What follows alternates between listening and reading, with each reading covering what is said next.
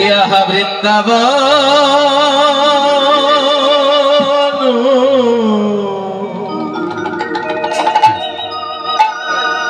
ओ वृंदावन लीला गोरा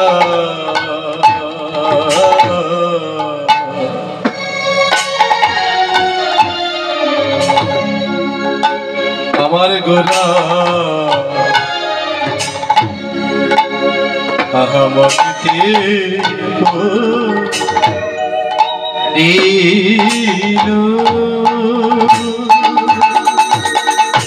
वृंदावन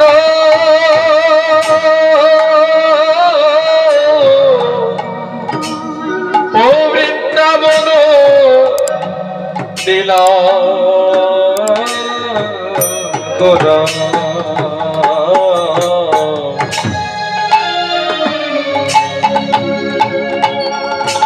गोरार मनेते पड़िलो आहा वृंदावन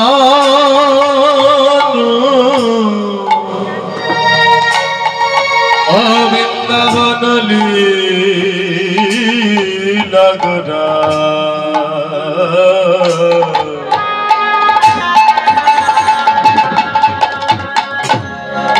गोरार मनेते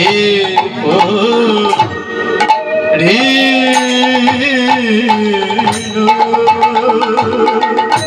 यहाँ वृंदावन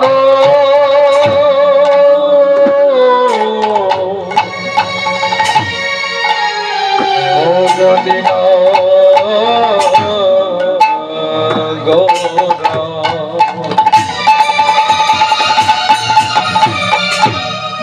আমার গোরা মনেতে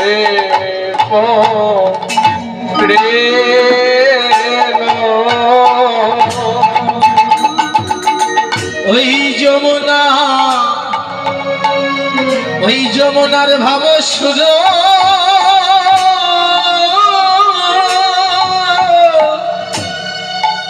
ওই সুরধ্বনি রে করিল ওই যমুনা ওগো ভাব সুর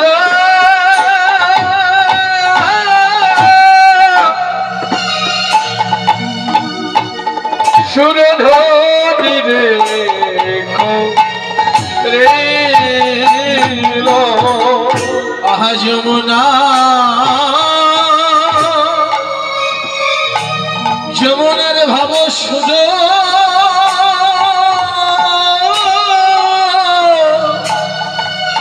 ও সুরধ্বনি রে করিল ওই যমুনা ভাব সুর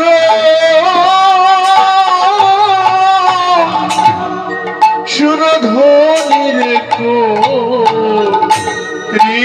করিল এই সে যমুনা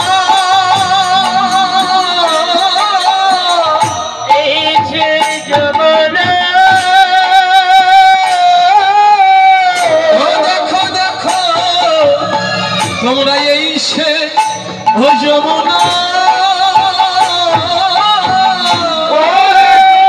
দেখো দেখো দেখো এই সে যমুনা আমি পেয়েছি যেমন নমুনা ও দেখো দেখো এই সে যমুনা আমি পেয়েছি যেমন নমুনা ও দেখো এই সেই যমুনা এসে দাঁড়ালো দাঁড়ালো দাঁড়ালো দাঁড়ালো দাঁড়ালো দাঁড়ালো দাঁড়ালো সুরধ্বনি গঙ্গার কোলে দাঁড়ালো দাঁড়ালো সুরধ্বনি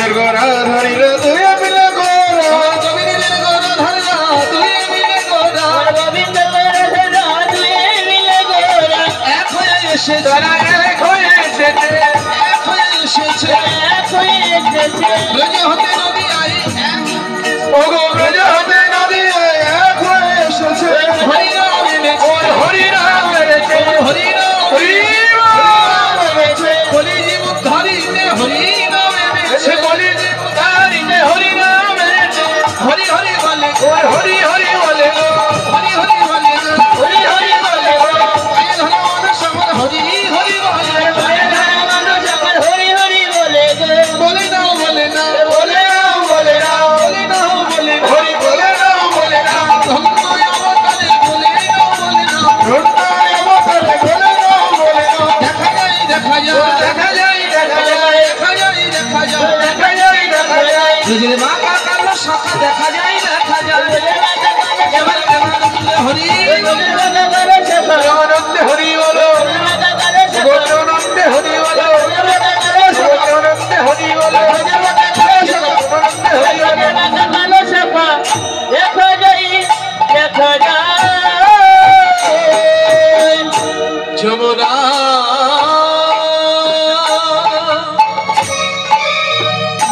যমুনার ভাব শুনো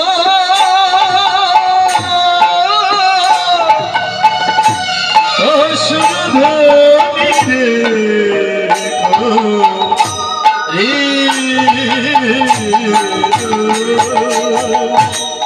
যমুনা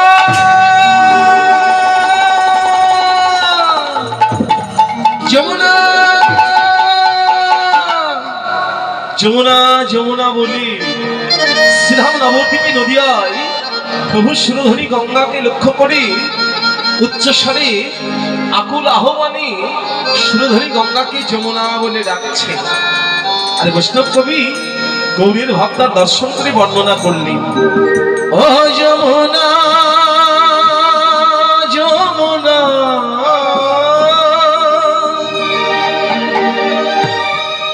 যমুনা ও যমুনা বলো বলো ও যমুনা ও যমুনা ইয়ে তুমি বলো বলো ও যমুনা তুমি বলো বলো ও যমুনা বলো বলো ও যমুনা এই কি আমার সেই যমুনা ও প্রবাহিনী যমুনা ও যমুনা এই কি আমার এই যমুনা প্রবাহিনী যমুনা ও যা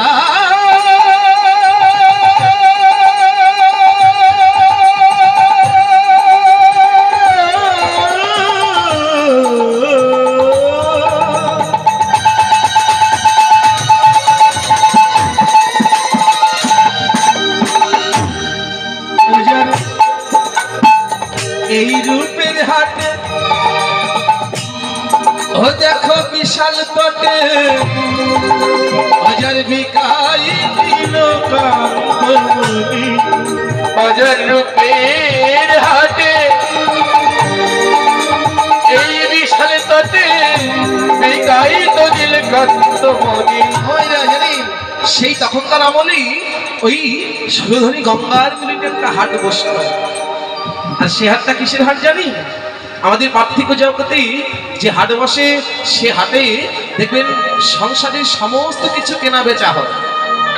এই ধরুন শাড়ি চুড়ি আলতা সাবান যা কিছু আছে সব কেনা বেচা হতো।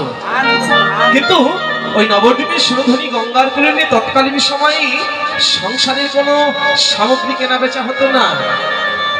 কিনতেন কি আর বেচতেন কি? বিক্রি হতো ভগবান শ্রী গৌরাঙ্গ সুন্দরের রূপ। কিনে নিতেন কারা জানেন? আপনাদের মতো ক্রেতারা। সেই মহাপ্রভুর সেই কথাটা মনে পড়ে বলে উঠলেন, ও যার রূপের হাটে ওই বিশাল তটে দেখো বিকাই দিল কান্তমণি গজের রূপের হাতে এই বিশাল পথে বিকাই তো দিল কান্ত মোদি বলো বলো ও যমুনা, বলো বলো ও যমুনা বলো বলো ও যমুনা, বলো বলো ও যমুনা এই আমার সেই যমুনা প্রবাহিনী যমুনা ও যমুনা তুমি কি আমার সেই যমুনা প্রবাহিনী যমুনা কোথায় চারু চন্দ্রাবলী,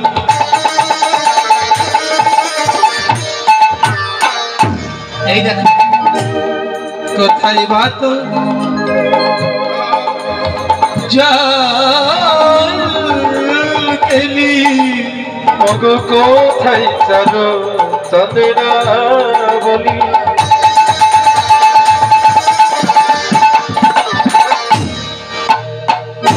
কোথায় বাত জল কেলি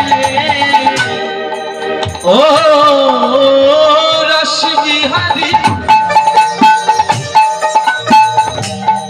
ও তুমি বংশীধারী, বামে প্রিয় রায় কিশোরী, তুই রাজি বিহারী মগো বংশীধারী আমি প্রিয় রাই কিশোরী তুমি তুমি রাসবিহারী, ও তুমি বংশীধারী, ও বামে প্রিয় রায় কিশোরী, রাজি বিহারী বংশীধারী আমি প্রিয় রাই কিশোরী বলো বলো ও যমুনা তুমি বলো বলো ও যমুনা তুমি কি আমার এই যমুনা প্রবাহিনী যমুনা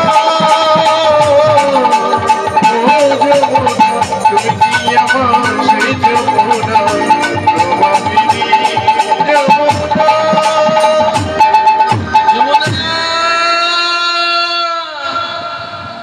ও যমুনা, ও মা, এই দেখো নাম শুনে মনে হচ্ছে ভগবান কোন মেয়ে মানুষকে ডাকছে, কোন নারীকে ডাকছে, তাই তো? কিন্তু না গো, কোন নারীকে নয়, কোন মেয়েকে নয়, ভগবান ডাকছে একটা নদীকে, যে নদী ছিল সেই সত্য যুগ থেকে। কখনকার কথা জানেন? এই দেখুন, যেদিন ভগবান ত্রেতা যুগে রামচন্দ্র ওই সীতাকে বিবাহ করবার জন্য মাধবের ঘাটে যে উপনীত হয়েছিল, একটা ছোট্ট ছেলে যার নাম মাধব, যে কিনা পাটনির ছেলে, যে কিনা এই দেখো শুয়োর চড়াতো, পাটনির ছেলে। এই জগতে যারা শুয়োর চড়াই আমরা দেখবেন তাদেরকে সচরাচর ছুঁই না, আর যদিও ছুঁই দেখবেন স্নান করে তবেই ঘরে ফিরি। দেখবেন সমাজে তাদের কোনো জায়গায় নেই, আপনার পাশে বসার তাদের অধিকার নেই। এখনো মাঠে ঘাটে দেখা যায় কতগুলো শুয়োর নিয়ে তারা ওই দেখবেন আদারে পাদারে কোনো জঙ্গলে একাই শুয়োরগুলো ছেড়ে দিয়ে ছোট্ট একটা আশ্রম করে বসে আছে। সেই পাটনির ছেলে মাধব তার ঘাটে গেছে, আর যে বিশ্বমিত্র মণিকে নিয়ে প্রভু রাম গেছে, ওই যে একটা পাথর থেকে রাম রাম রাম নামে ধ্বনি হচ্ছে। ভগবান রাম বলে উঠলেন, মণিবর আপনি তো মণি, আপনি তো আমার গুরুদেব, আপনি বলুন না ওই পাথর থেকে যে রাম নামের ধ্বনি হচ্ছে সে তো পাথর নয়, পাথরে কোনোদিন কথা বলতে পারে? একবার বলুন প্রভু ওই পাথরটা কি? বিশ্বমিত্র মণির কথা শুনি, প্রভুর কথা শুনে বিশ্বমিত্র মণি বললেন, রাম তুমি অন্তর্যামী, তুমি সবই জানো, তথাপি যখন আমার কাছে শুনতে চেয়েছো, আমি গুরুতত্ত্ব যখন, আমাকে বলতেই হবে। শোনো, আর কেউ নয়, ও হলো একটা নারী, ও হলো অহল্যা, স্বামীর অভিশাপে এই দেখো পাষাণ হয়ে পড়িয়াছে, স্বামীর অভিশাপে পাথর হয়ে গেছে, পাষাণ হয়ে গেছে। বেশ রাম, একটিবার তুমি কৃপা করতে পারো? ভগবান বললেন, নাম যেহেতু আমার কৃপা সিন্ধু, নাম যেহেতু আমার ভক্ত বাঞ্ছা কল্পতরু, আমাকে তো কৃপা করতেই হবে প্রভু। বলো আমি কি করব? রাম, তুমি একবার গিয়ে শুধু তাকে চরণ দাও, যদি একবার তুমি চরণ দাও ওগো প্রভুরা,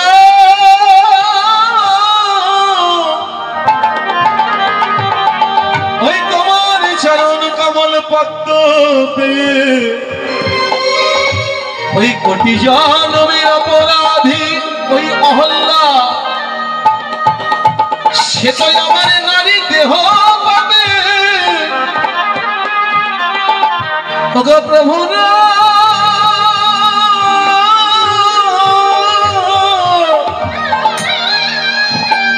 তুমি যদি চরণ কমল নাই দাও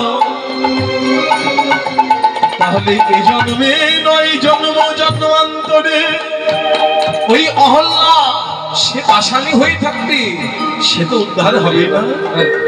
ওমা, প্রভু চিন্তা করলেন তাই তো, আমি তো পতিত পাবন, জগতে যার কেউ নয় আমি তো তার আছি। আমার যদি চরণের কৃপা থেকে বঞ্চিত হয় আমাকে তো পতিত পাবন আর কেউ বলবে না।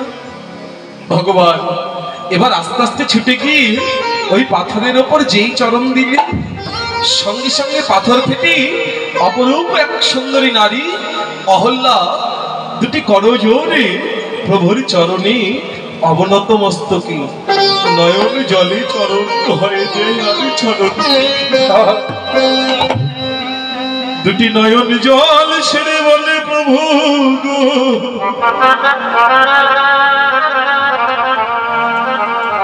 এতদিনে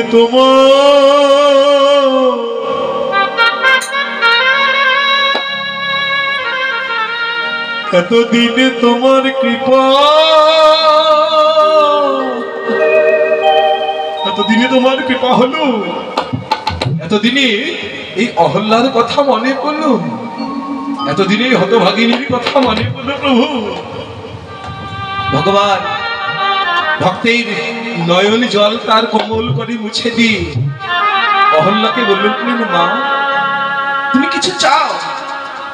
তুমি এতদিন অনেক ত্যাগ করেছো, অনেক কষ্ট করেছো, একাকে নিয়ে পাথর হয়ে এই সমুদ্রের তীরবর্তী তুমি পড়েছিলে, আমার নাম করেছো দিবানিশিমা, বলো তুমি কিছু চাও? তুমি তো আমাকে অনেক দিয়েছো, কিন্তু আমি ভগবান আমারও যে মন চাই তোমাকে কিছু দিতে, তুমি কিছু চাও না মা? অহল্যা বলে উঠলেন, প্রভু তুমি দিতে চাও? যদি আমায় তুমি দিতে চাও তুমি আবারও আমায় পাথর বানিয়ে দাও। ভগবান হতবাক হলেন, সে কি অহল্যা তুমি আবার পাথর হতে চাইছো যে? ব্যাপার কি? জগতে কত জনা কত কি চায়, কেউ বাড়ি চায়, কেউ গাড়ি চায়, কেউ সরকারি চাকরি চায়, কেউ ব্যাংক ব্যালেন্স চায়, তুমি পাথর হতে চাইছো যে? আমি কেন পাথর হতে চাইছি প্রভু জানো? শোনো তাহলে, এই জগতে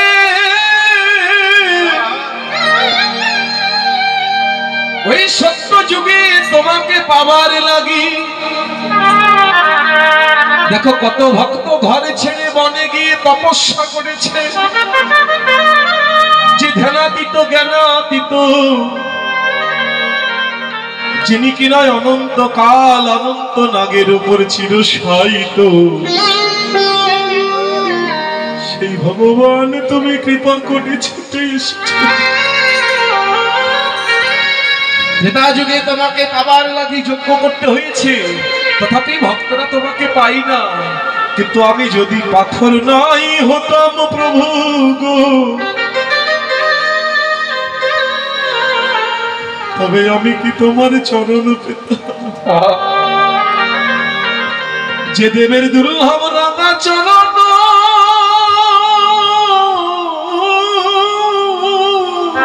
হরিবল হরিবল, যে চরণে একবার আশ্রয় নিলে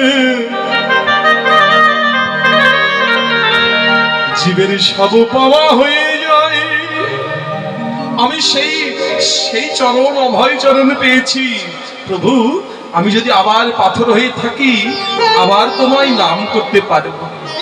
আর এই নারী দেহ দিলে ভোগবিলাসের জন্ম যদি আবার আমি পেয়ে যাই, ওই ভোগবিলাসে যদি আমি তোমাকে ভুলে যাই,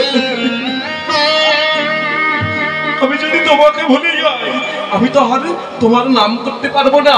তাই বারবার আমি ওই পাথর জন্ম চাইছি। কেন জানো? পাথর জন্ম পেয়ে আমরা তোমায় আমি মন প্রাণী রাখতে পারবো। প্রভু আমার বলল মা অহল্যা তা কি হয়?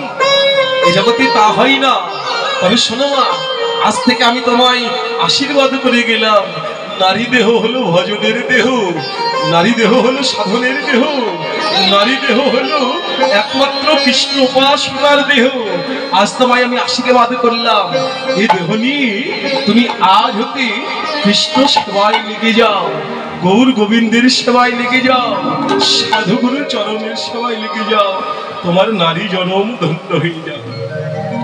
জানি অহল্যাকে আশীর্বাদ দিয়ে ভগবান আমার ওই মণিবরকে নিয়ে, বিশ্বামিত্র মণিকে নিয়ে মাধবের ঘাটে গিয়ে দাঁড়িয়েছে। এই দৃশ্যটা দেখে মাধব ওই পাটনির ছেলে তার নৌকাটা কিনারে থেকে মধ্য যমুনায় গিয়ে ধীরে ধীরে বাইতে লাগলেন।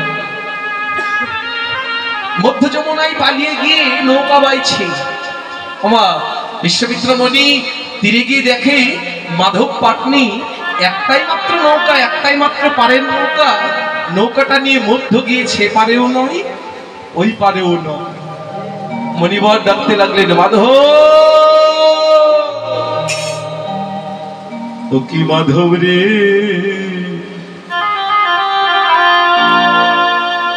তারা করে ধীরাম তোরি ওই ধীরে রে।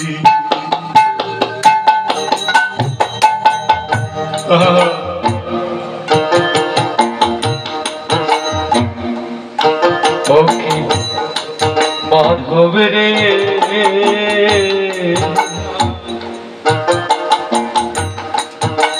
তোরা করে ভিড়াও তোরে ওই রে।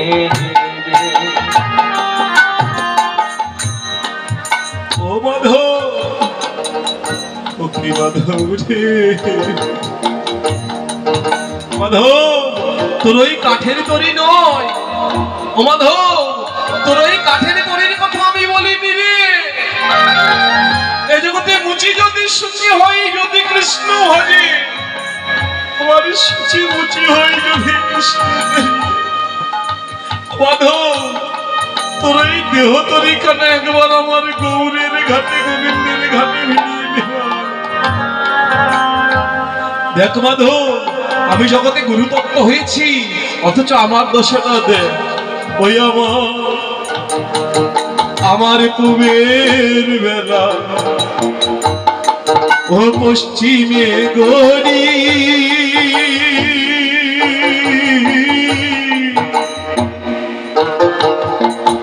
ওরে মাধব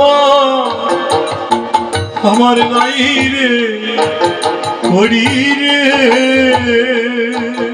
আমার পুবের বেলা পশ্চিমে গড়ি, ও মাধব নাই রে গড়ি রে। ভালো করে তাকিয়ে দেখো মাধব, আমার জীবনের বেলাও অস্ত চলে যাচ্ছে। শিশুকাল গেল মোর ধুলাই খেলিতে, যৌবন কাল গেল রঙ্গরসে, এখন বৃদ্ধ কাল গেল মোর ভাবিতে চিন্তিতে। মাধব আমার হরি ভজন হলো না। আমার এই দেহ তরি আমি আজও আমার গৌরের ঘাটে বিড়াতে পারলাম না। ওই আমার কুবের বেলা পশ্চিমে গড়ি। এ জগতে প্রতিদিন সূর্য ওঠে পূর্ব দিকে, আবার প্রতিদিন অস্ত যায় পশ্চিম দিকে, কিন্তু মাধব এই জগতে শুধু আমার নয়, তোর আমার প্রত্যেক জীবের একবার আয়ু বেলা যদি ডুবে যায়,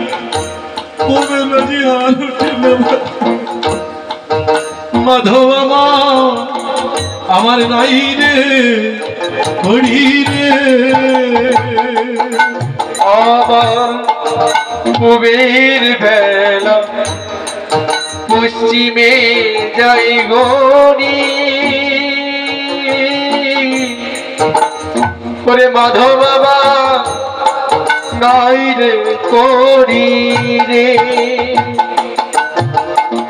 মাধব রে একবারে তারা করে ওই ভিড়াও তরি ওই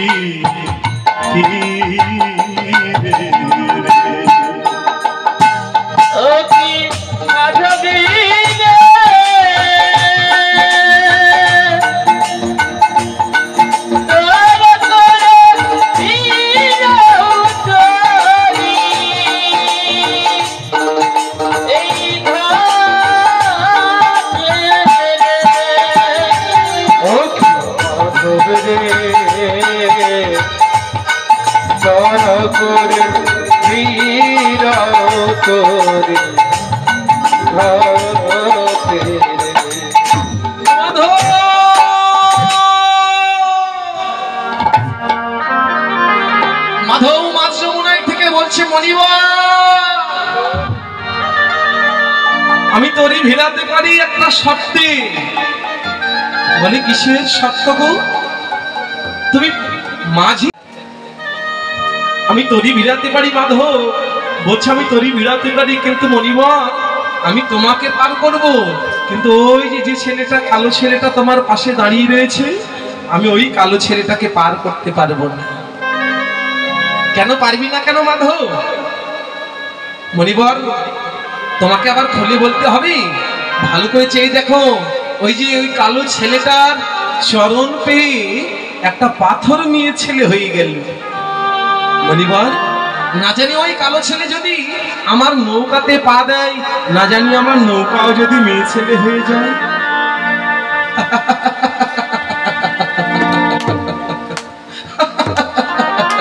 ওরে পাগল হেসে উঠে মনিবার বললেন পাগল তুই মাধব তুই ভজনে যেতে পারিসনি তত্ত্ব আস্বাদন করতে পারিসনি কেন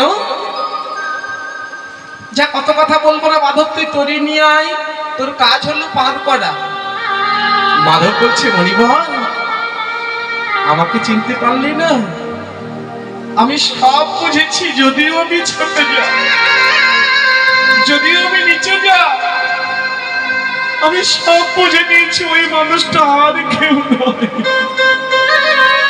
যার চরণে পেয়ে একটা পাথর ওপর উপর নারী দেহ লাভ করতে পারে সেই মানুষ আর কেউ নয় এই জগতে সেই মানুষ হলো আমার অনাদিরাদি শ্রী গোবিন্দ জানো মাঝি জানো মাধব জানো গুরুদেব ওই আমি হলাম এই জগতের পারাপারের মাঝি প্রকৃত জগতের আমি মাঝি আর ওই মানুষটি সে হলো অপ্রাকৃত জগতের মাঝি মনিবা আমি ওই মানুষটাকে পার করতে পারি একটা শর্তে আজকে আমি পার করে দেব কিন্তু মনিবর তোমার সামনে এই মানুষটাকে কথা দিতে হবে যেদিন আমার এই দেহ থেকে প্রাণ পাখি চলে যাবে যেদিন আমি গো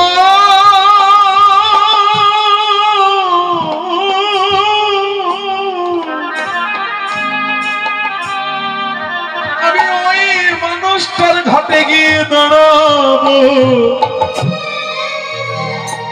যেদিন আমি মহাকালের মহাযাত্রী হব যেদিন আমি ওই বৈতরণীর ঘাটে গিয়ে দাঁড়ায় নেব ওগো প্রভু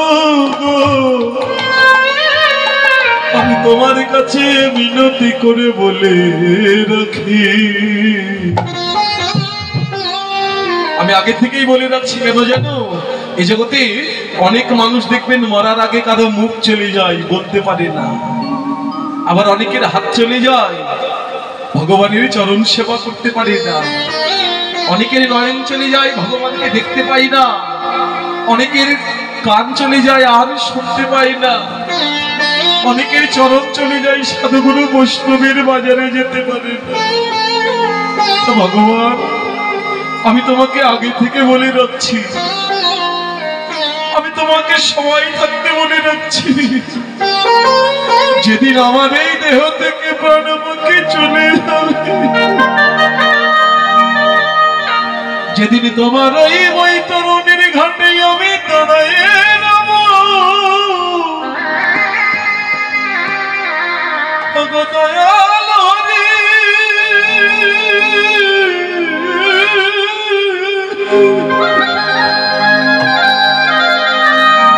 তুমি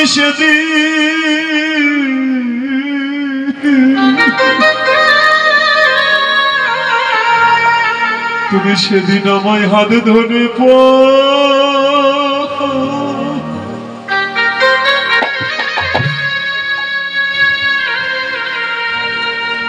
আমায় পার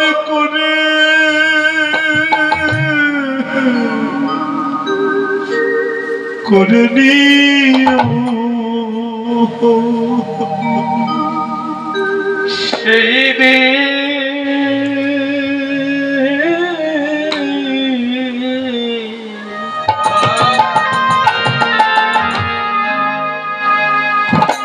আমায় হাত ধরে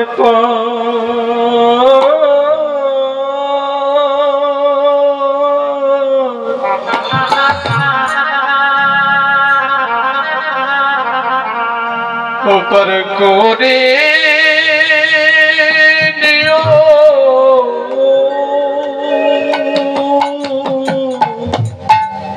যেদিন আমার খাঁচা ছেড়ে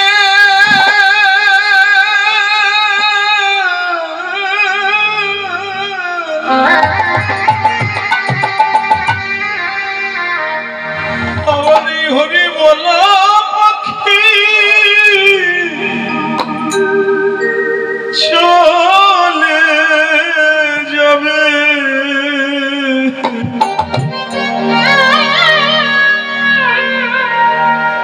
তুমি সেদিন আমার হাত ধরে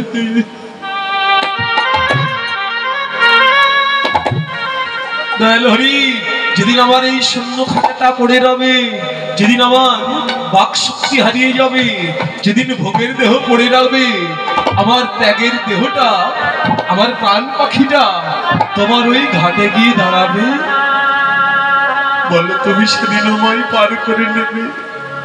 কেন জানো, ওই বৈতরণীর ঘাট এই সাধুগুরু বৈষ্ণবের মুখে শুনেছি না, অত্যন্ত কঠিন একটা ঘাট, অত্যন্ত কঠিন একটা নদী, যে নদীতে কেবল পুণ্য আত্মারাই পার হতে পারে। কিন্তু হে গৌরহরি, আমি তো নিচু জাতির ছেলে, আমি তো কোনোদিনই সাধুগুরু বৈষ্ণবেরই সঙ্গ করিনি, আমি তো ছোট জাতির ছেলে, আমি কোনোদিন তো ওই বৈষ্ণব পদধূলি অঙ্গে মাখিনি, আমি ছোট জাতির ছেলে, কোনোদিন তোমার সেবা দিয়ে তোমার প্রসাদ গ্রহণ করিনি। আপনারা যেটা খান সেটা যদি একবার ভগবানের কে নিবেদন করেন সেটা প্রসাদ হয়, আর যদি ভগবানের ভোগ লাগে একবার প্রসাদ পান সেটা মহাপ্রসাদ হয়ে যায়। সেই মহাপ্রসাদ তো আমি পাই।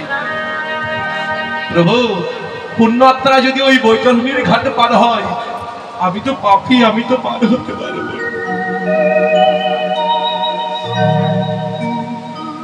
আরেকটা সত্য প্রভু কি, এই জগতে সব ভক্তরা তোমার চরণ ধোয়, আমিও ধোয়াবো।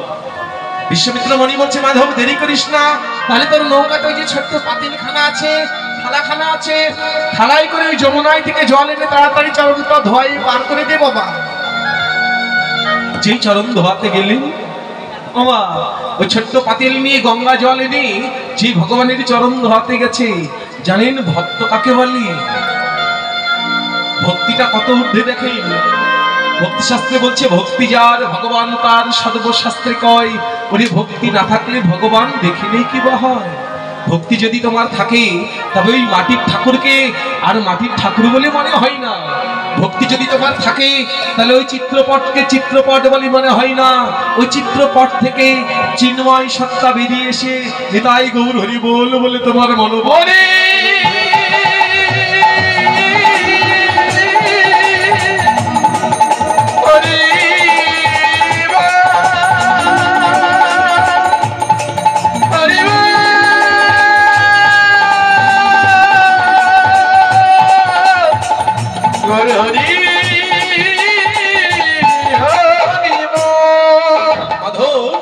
তখন ওই গঙ্গা জলে আর চরণ ধোয়ালো না। আপনারা যেমন এতক্ষণ নয়ন জলে ভেসে গেলে, ঠিক তেমনি মাধব প্রভুর চরণ কমল দুটি করে তুলেছে, আর দুটি নয়নের জল এক ফোঁটা দু ফোঁটা করে গড়িয়ে গড়িয়ে প্রভুর চরণে পড়ছে। নয়ন জলে প্রভুর চরণ ধোয়াই প্রভুকে কোলে নিয়ে মাধব বসেছে নৌকাতে। আর যেই নৌকাতে বসলেন, এই দেখো ওইরা ছোট্ট বাচ্চাকে যেমন আপনারা কোলে নেন এমনি আর কোলা করি, একদিকে মাথা থাকে আর একদিকে চরণ থাকে। তা যেই প্রভুকে কোলে নিয়ে মাধব বসেছে, প্রভুর দুটি চরণ গিয়ে একেবারে পড়েছে গঙ্গার জলে, যমুনার জলে। আর যেই যমুনার জলে পড়েছে, যমুনার অনেক বড় বড় ঢেউ এসে আষ্ঠে পৃষ্ঠে মাধবের নৌকায় পড়ছে, নৌকা যেন ডুবু ডুবু প্রায়। ভগবান চিন্তা করলি, নৌকা যদি ডুবে যায় তাহলে তা আমি ওই মিথিলায় আর যেতে পারবো না। ভগবান অন্তর্যামী বুঝে নিয়েছে মা যমুনা সেও কিছু চায়। যমুনা দাঁড়া, যমুনা তুমি একটু শান্ত হও, বলো তুমি আমার কাছে কি চাও। যেই বলেছে সঙ্গে সঙ্গে যমুনা একেবারে মূর্তিমত্ত হয়েছে, অপরূপ একটা নারী রূপ ধারণ করেছে। যমুনা মূর্তিমত্ত হয়ে গেছে। ওমা, যতক্ষণ নদী হয়ে জল হয়ে প্রবাহিত হয়েছিল, সেই জল এবার মূর্তিমত্ত হয়েছিল। মূর্তিমত্ত হয়ে প্রভুর কাছে করজোড়ে দাঁড়িয়েছে। প্রভু, শুধু মাধবী তোমার কৃপা পাবে, আমি কি পাবো না? বলো যমুনা তুমি কি চাও মা? সঙ্গে সঙ্গে যমুনা বলেছেন, প্রভু যেমন মাধব আজকে তোমার লীলা দর্শন করলো, আমি যমুনা আমিও তোমার লীলাটা দর্শন করতে চাই। ভগবান বলে উঠলো, তথাস্ত তাই হবে। যমুনা এখন নয়, এ জন্মে নয়, আমি কথা দিচ্ছি। এখন চলছে ত্রেতা, ত্রেতার পর আসবে দাপর, দাপরের পরে আসবে কলিকাল, কলিযুগ। সেদিন আমি হব শ্রী গৌরাঙ্গ সুন্দর, আর তুমি হবে সুরধনী গঙ্গা। আমি কথা দিলাম, ওই নবদ্বীপে নদীয়ায় যতগুলো লীলা করব, সব লীলাটা আমি তোমার তীরে তোমার পাড়ে গিয়ে করব। তুমি শুধু আমাকেই দর্শন করবে না, আমার ভক্তবদন দর্শন করবে। তুমি শুধু আমার চরণ ধুলো পাবে না, আমার ভক্তগণের চরণ ধুলা পাবে। সেদিন তোমার মনোবাসনা নিতাই গৌর হরি বল বলে পূর্ণ হয়ে যায়। যমুনা শান্ত হলেন, তথাস্ত প্রভু যা তোমার ইচ্ছা। সেদিন যদি কৃপা করি যমুনা প্রভুকে না ছাড়তো, তাহলে আজকের এই নবদ্বীপ লীলাটা আমরা আস্বাদন করতে পারতাম, আজকের এই ভগবানের মহারাষ্ট্রটা আস্বাদন করতে পারতাম না। তাই যমুনার কথা মনে পড়ে প্রভু উচ্চস্বরে ডাকতে লাগলেন, যমুনা কোথায় চারু চন্দ্রাবলী,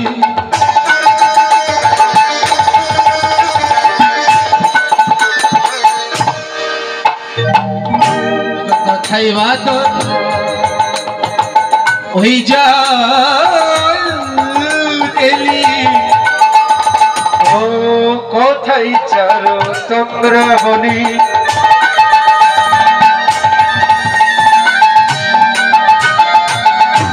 কোথায় বা তোর জল কেলি, ও রাস বিহারী বংশীধারী,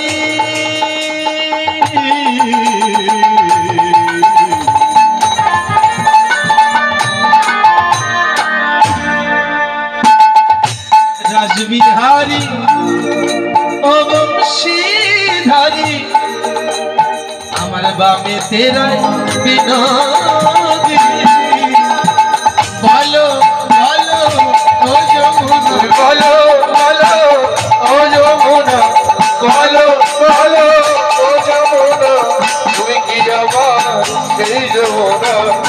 প্রবাহিনী যমুনা ও যমুনা তুমি কি সেই যমুনা প্রবাহিনী যমুনা যমুনা যমুনা যমুনা বলছে আর ওই সুরধ্বনির পাঠ দিয়ে প্রভু এক পা দু পা করে চলেছে, ভাবে বিভোর হয়ে গেছে, ভাবসাগরে অবগাহন করতে লাগলেন। কেন? প্রভু নিজে যেন বৃন্দাবনের ভাবে ভাবিত হয়ে নিজে হয়ে গেছেন সেই কৃষ্ণচন্দ্র। একই অঙ্গিতে যুগল বিলাস।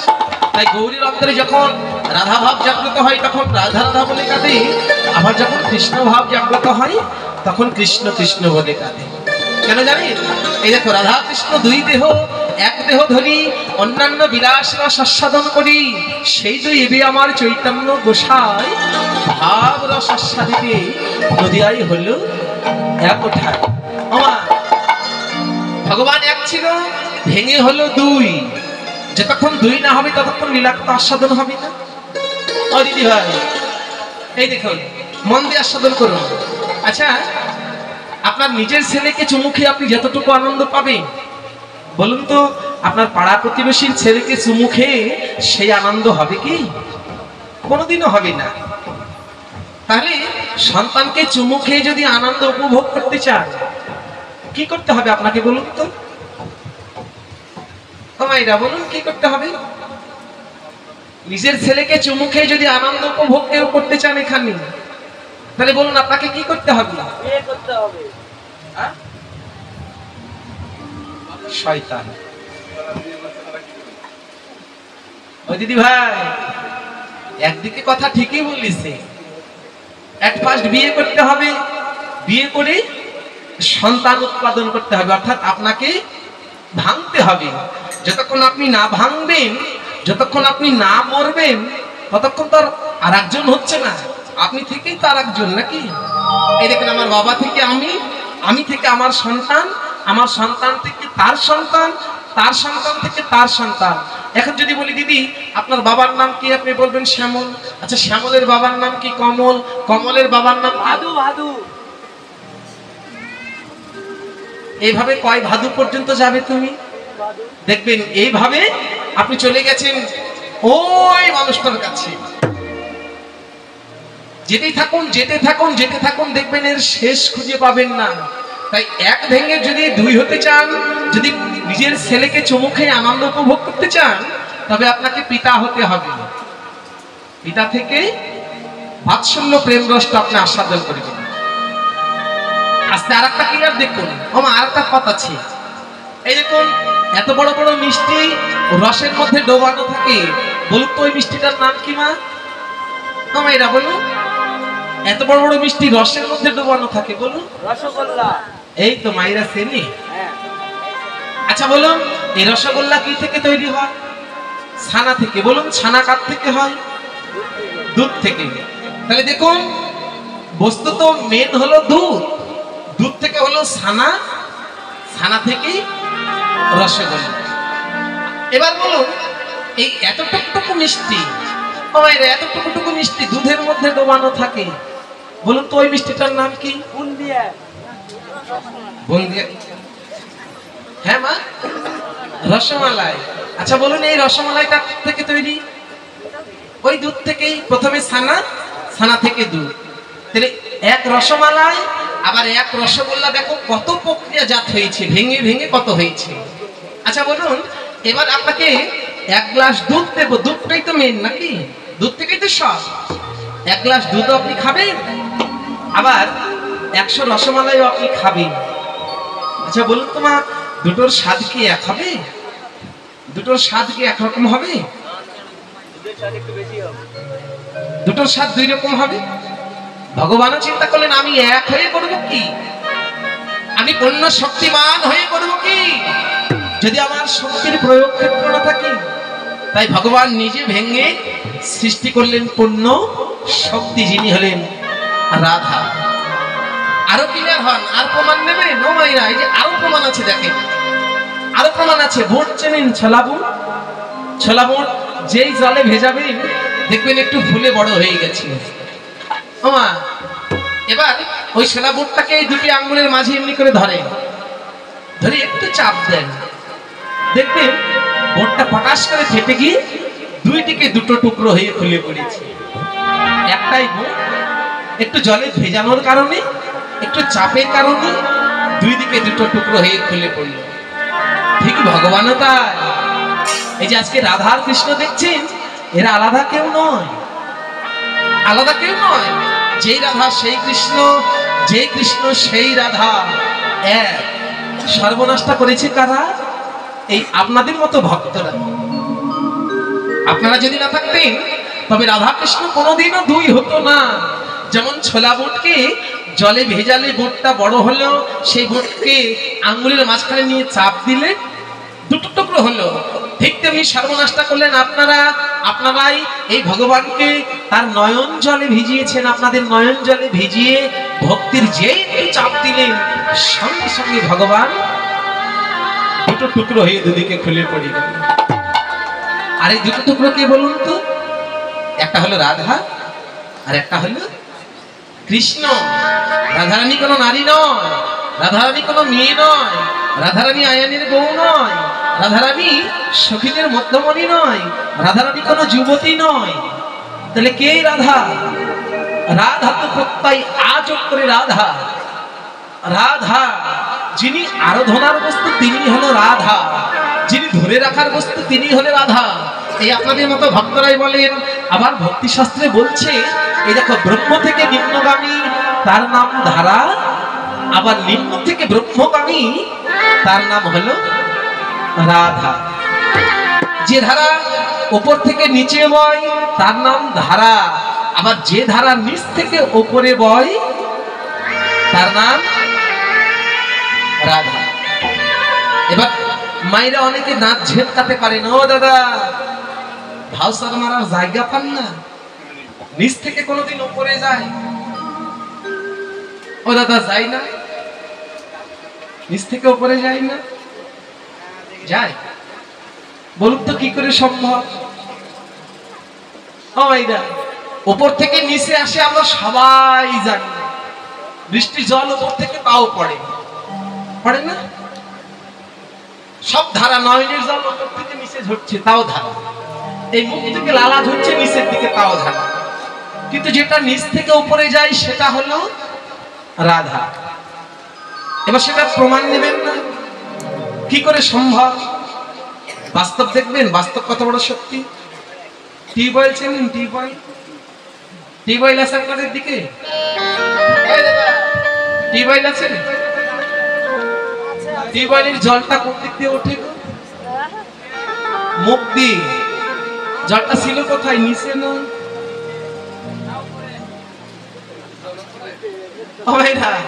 জলটা ছিল কোথায়? নিচে নয়। উঠছে কি কারণে? একটু চাপ দিতে হবে।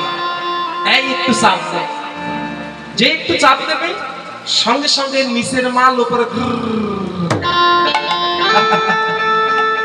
দেখেছেন? ঠিক তেমনি আপনার দেহের মধ্যেও সেই অনুরাগের জল রয়েছে, আপনার দেহের মধ্যেও সেই অনুরাগের জল রয়েছে। ওমা, এটাকে আপনি ওপর থেকে নিচে আনুন। সহস্রদল পদ্ম থেকে আপনি পদ্ম ভেদ করে নাভির নিম্নভাগে যে প্রেম সরোবর, সেই প্রেম সরোবরে নিয়ে আসুন। নাভির নিম্নভাগে যে প্রেম সরোবর, এই প্রেম সরোবরে এসে এখানে নিত্য খেলাধুলা করে আবার রিটার্ন যেতে হবে। তাহলে উপরের মাল নিচে এলো, নিচ থেকে আবার উপরে তুলতে গেলে একবার সাপের প্রয়োজন হতে তো উঠবে না? তাহলে সাপ কি করে দেবে? গীতা পড়েন ও দিদি ভাই? গীতা পড়েন?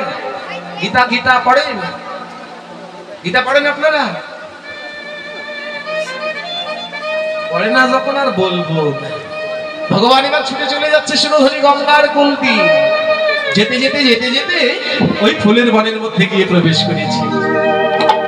কেন বললাম না কেন জানবি? আস্তে আস্তে। এই দেখেন, আমি এত বড় বড় রসগোল্লা এনেছি। এই যে রসগোল্লা আমি এনেছি, খাবেন? খাবেন? যাকে দিতে যাচ্ছে সেই বলছে দাদা আমার সুগার আছে, খাবো না আমার। ও দাদা আপনি একটা রসগোল্লা নেন, বলে না দাদা আমার শরীর ভালো না, ডায়াবেটিস। কাকে দেব? খাচ্ছেন না তো, তাহলে আমার মাল আমার কাছেই থাকা ভালো নাকি? গৌরহরি বল, ভগবান আমার শিরোধারী গঙ্গার কলিনে প্রবেশ করছে। অত্যন্ত ভারী কথা, যেগুলো ভজনের কথা, যেগুলো গুরুর কাছে গেলে গুরুকে না বললে পাবেন না। যারা ওই শিক্ষার ঘরে গেছেন, দীক্ষার ঘরে নয়, শিক্ষার ঘরে গেছেন, কর্মের ঘরে গেছেন, তাদের কাছে পথটা একেবারে ক্লিয়ার হতো। রাস মানে তো রসতত্ত্ব, রসই যদি না নিতে চান। ফুলের বনের মধ্যে প্রবেশ করেছে। আহা ফুলবান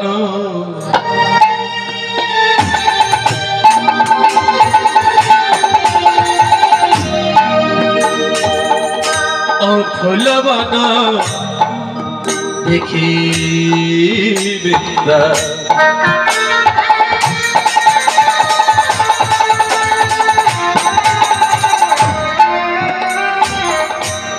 বনের সমান অসমান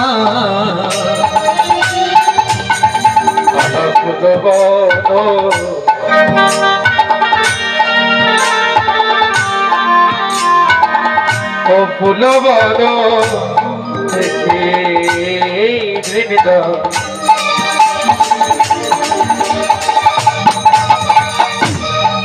বনের সমান অসমান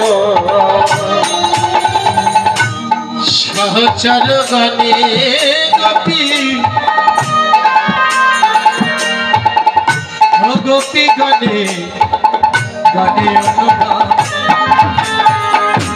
অনুমান সহচর গণ গোপী গণয় অনুমান। এই তো বৃন্দাবন, এই তো বৃন্দাবন, এই তো বৃন্দাবন, এই তো বৃন্দাবন, এরাই আমার ব্রজের গতি।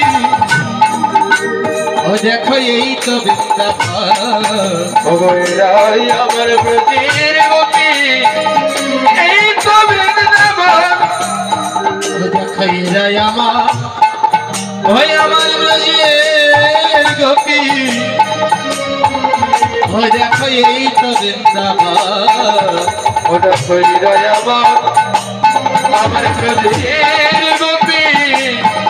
ও দেখো এই তো বৃন্দাবন, সহচর গণে গোপী গণে অনুমান।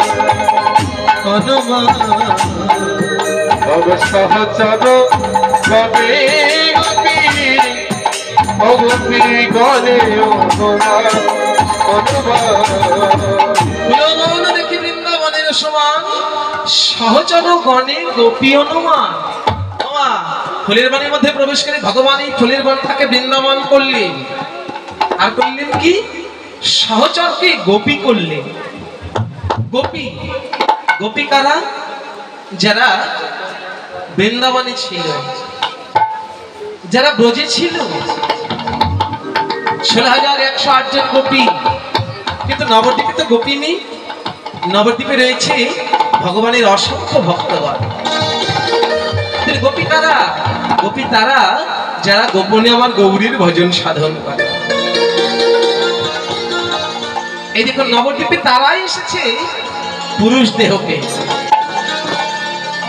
একটু না বললেই নয়, বৃন্দাবনে সেই ত্রেতা যুগের কথা, সেই ত্রেতা যুগের কথা, যেদিন ভগবান রাম সীতাকে হারিয়ে সীতা সীতা বলে কাঁদছে।